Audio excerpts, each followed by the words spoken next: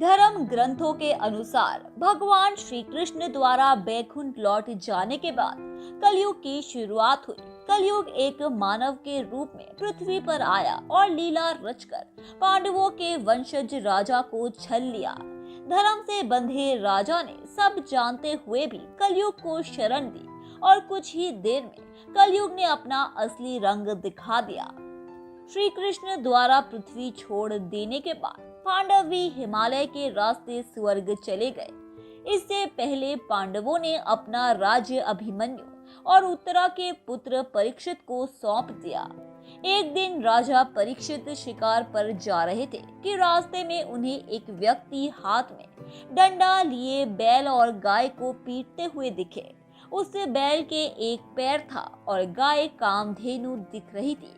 राजा ने अपना रथ रुकवाया और क्रोधित होकर उस व्यक्ति से पूछा, तू कौन अधर्मी है जो निरीह गाय और बैल पर अत्याचार कर रहा है? तेरा कृत्य ही ऐसा है कि तुझे मृत्यु दंड मिलनी चाहिए। राजा परीक्षित की बात सुनकर कलयुग डर से कांपने लगा। इस पर राजा ने बैल से पूछा, हे देव, आपके 3 पैर कहाँ है? आप बैल है या कोई देवता है? बैल ने कुछ न कहते हुए भी सब कुछ कह दिया और बैल के वचन सुनकर राजा ने कलयुग का वध करने के लिए अपनी तलवार निकाल ली। इस पर कलयुग त्राही त्राही करते हुए राजा परीक्षित के पैरों में गिर गया।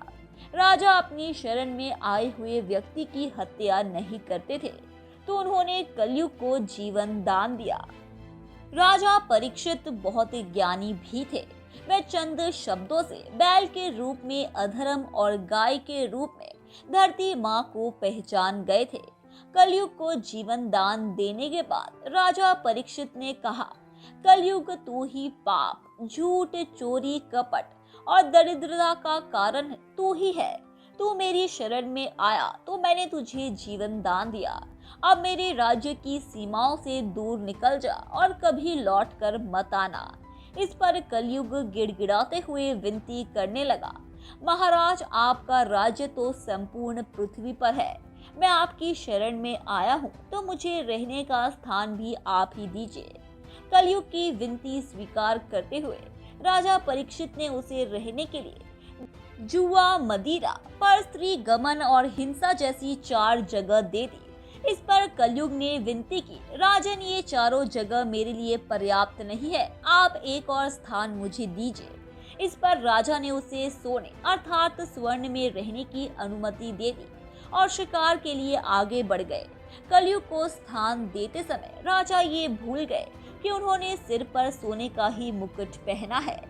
राजा से स्थान मिलते ही कलयुग तब तो वहां से चला गया, लेकिन थोड़ी देर बाद सूक्ष्म रूप में वापस आया और राजा के मुकुट में बैठ गया। शिकार के रास्ते में राजा को प्यास लगी तो वह श्रमिक ऋषि के आश्रम में चले गए। उस समय श्रमिक ऋषि ध्यान में लीन थे और राजा द्वारा पानी मांगे जाने पर भी उन्होंने कोई उत्तर नहीं दिया। इस पर राजा के मुकुट में बैठे कलयुग ने अपना असर दिखाया और राजा के मन में ऋषि को मृत्यु दंड देने का विचार आया, किंतु अच्छे संस्कारों के कारण उन्होंने ऐसा करने से खुद को रोक लिया।